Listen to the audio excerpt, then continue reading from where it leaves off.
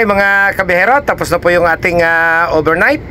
So naghahanda na po tayo kung anong oras po tayo tatawagan ng ating mga pasahero na naroon pa po sa kanilang mga hotel rooms. So hayaan po ninyong ibahagi ko sa inyo kung ano po yung ating dapat gawin bilang isang tsuper bago po natin buhayin ang anuman pong sasakyan na naka-assign po sa atin upang i-drive mga kabihero. Okay, kung kayo po'y nagmamaneho ng isang sasakyan, ang isa po sa mga basic na dapat natin gawin bago po tayo mag-start ng sasakyan, i-check po natin yung ating mga gulong. So kabilaan po yan, at dapat matalas po yung ating presensya na laging titingnan po natin yung ating pong mga wheel nut. Buhay po ng driver at pasahero na nakataya dito. So kung nakikita po ninyo na may tumatagas na kaunting kalawang, magduda po kayo na i-retight para nakakasiguro po tayo na wala pong hassle sa ating biyahe. So bali, ating nagulong po ito, kabilaan. Yan. Kailangan, ganun din po. I-check din po natin to. So ayan, i-check din po natin yung ating mga wheel nut para sigurado po tayo na hindi po siya kakalas habang tayo po ay tumatakbo. Okay, kung tapos na po natin i-check yung mga gulong, pupunta po tayo sa engine compartment. Ayan, bubuksan po natin yung ating engine compartment. Ayan. At dito naman po tayo mag-check. Ayan. Ito pong malalaking sasakyan, hindi po direktang nabubuksan yung radiator para ma-check po yung ating tubig. So ang paraan po, titingnan po natin yung level ng tubig kung okay pa po yung ating tubig. O ayun, marami pa po siyang tubig. Ibig sabihin, okay pa. Ang isusunod po natin, pan belt. Ayan. Titingnan po natin kung okay pa yung ating mga pan belt. Ayan. Ayan. Ang isusunod po naman natin ay langis. Checkin po natin yung kanyang langis. Okay. Check po natin yung langis.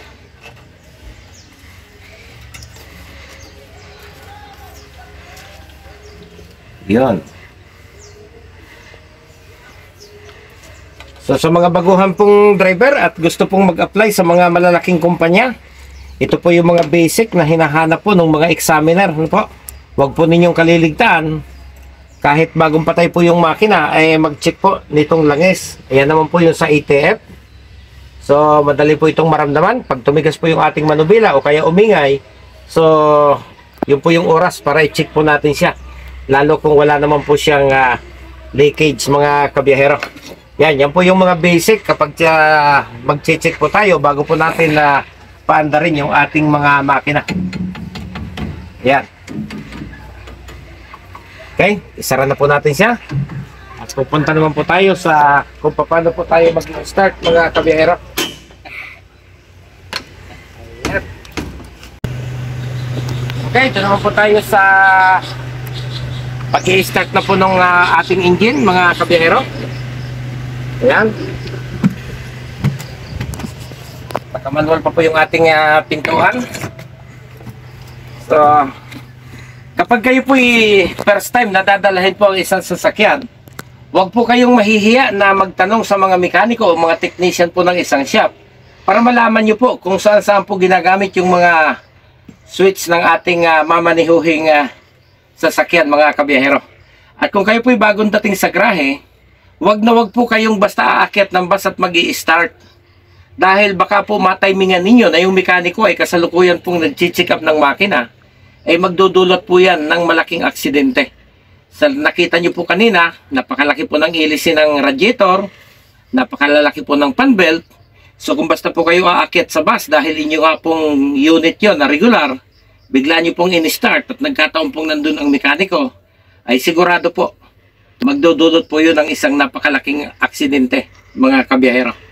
So ang malalaking bus po katulad nito, ayan, dahil medyo may kalumaan na po ito, hindi katulad po ng mga brand new. So yung mga posisyon po ng mga switches ay hiwa-hiwalay or magkakaiba na po yung posisyon. Dati po kasi ito ay automatic. 2 years ago, nung masira po dahil mahal mag-maintain ng automatic transmission, so ginawa po siyang manual at naging maayos naman po yung pagkaka-convert mga kabiyahero.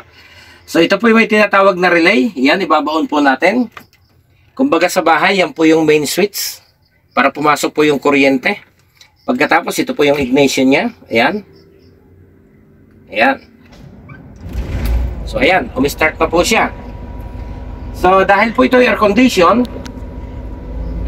yan, pakargahin po natin ng bahagya yung kanyang battery na ginamit po sa pag-i-start. Ayan, tapos ito naman po yung switch ng kanyang air conditioning unit. Unahin po natin ang blower. Pagkatapos, isunod po natin yung compressor. So tatandaan po natin, kapag nagbubuhay, una po natin binubuhay ang blower. Sunod po yung compressor. Kapag tayo naman po malapit ng magrahe at magpapahinga na po yung bus, uunahin naman po natin patayin yung kanyang compressor at huli naman po natin papatayin yung kanyang blower, mga kabiyahero. At kapag mahaba po ang oras na tinakbo ng bus o malayo ang tinakbo ng bus, huwag po yung basta ninyo papatayin. So hintayin po natin na bumalik po sa dati yung normal na tunog ng makina at saka makapagpahinga siya ng bahagya na umaandar para po maayos nating mapatay yung makina na walang ganong hassle, mga kabiyahero. So ngayon, dahil nga po tayo ay isang tourist bus, ilang oras po bago dumating ang ating mga pasahero, may mga inihahanda pong disinfectant at parang air freshener itong ating kumpanya. So lalagyan po natin siya, i-sprayan po natin siya bago po dumating yung ating mga pasahero, mga kabiyahero. Ayan, pag naubusan po, hingi lang po sa opisina para kayo po yung mabigyan ng bago. Ayan, nagmimitis po yung ating pump. Masyado na pong nababad sa init. Ayan. So i-sprayan po natin siya ngayon para mabago po yung amoy ng loob ng bus.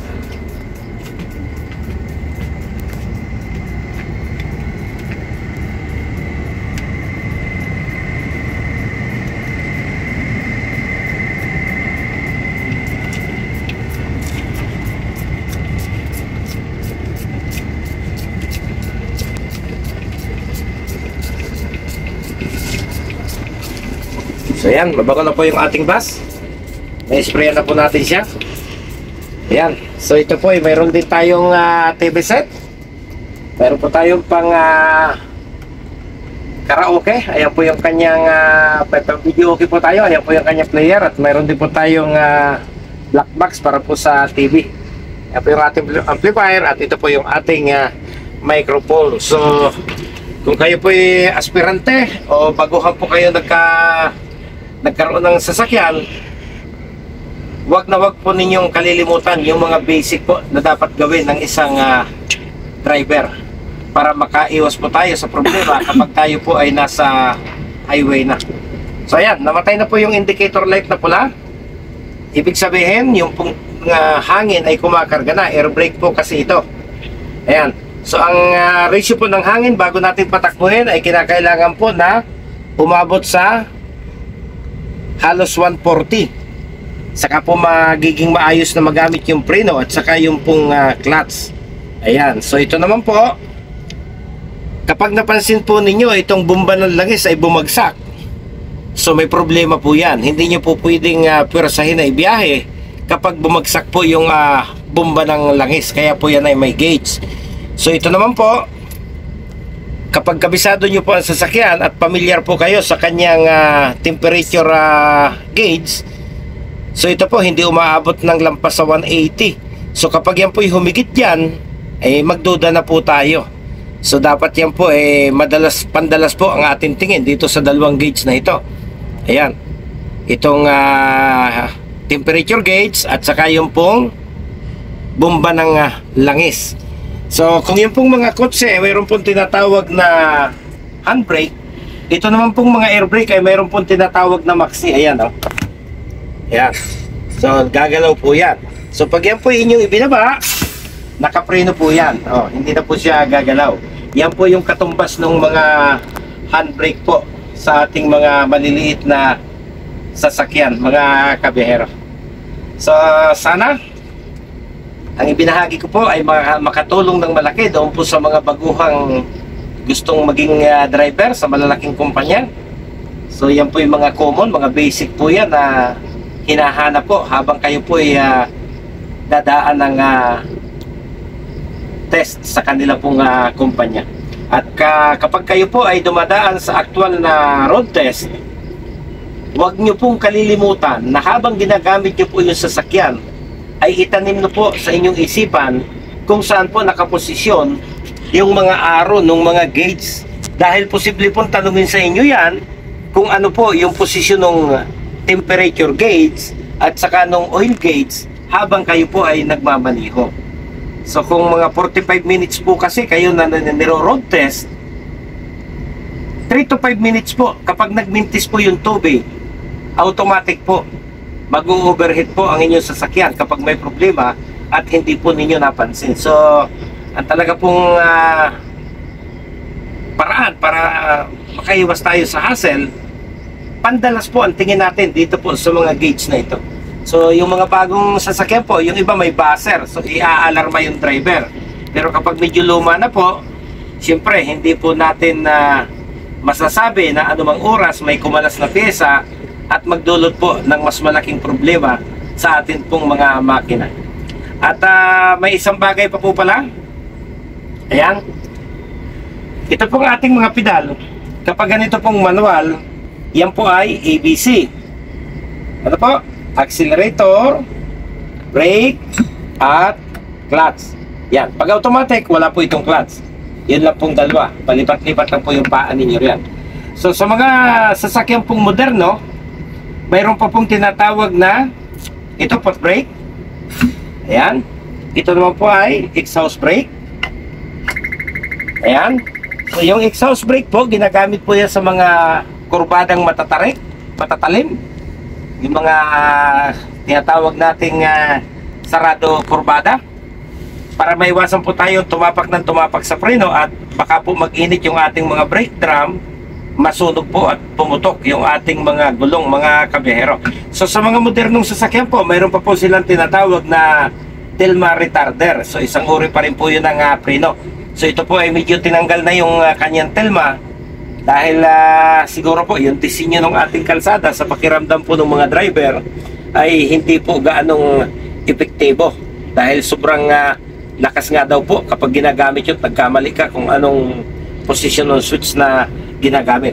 Kaya nga po nilagyan ito ng tunog para hindi po mapanlimot yung driver na naka-engage po yung kanyang exhaust brake. Yung po kasing exhaust brake, kung wala po yung sounds na yun at nakaligtaan ninyo, nandoon po yung posibilidad ng overheat. Kasi nga po yung mga intake at exhaust ng engine, mayroon po yung tinatawag na butterfly na biglang bubuka po ng papaganon at magsasara po yung lahat ng daanan ng hangin para pigilan po yung galaw ng makina, mabawasan po yung kanyang speed. So sana po nakatulong ito ng malaki sa atin mga kabihero. Hanggang sa muli po.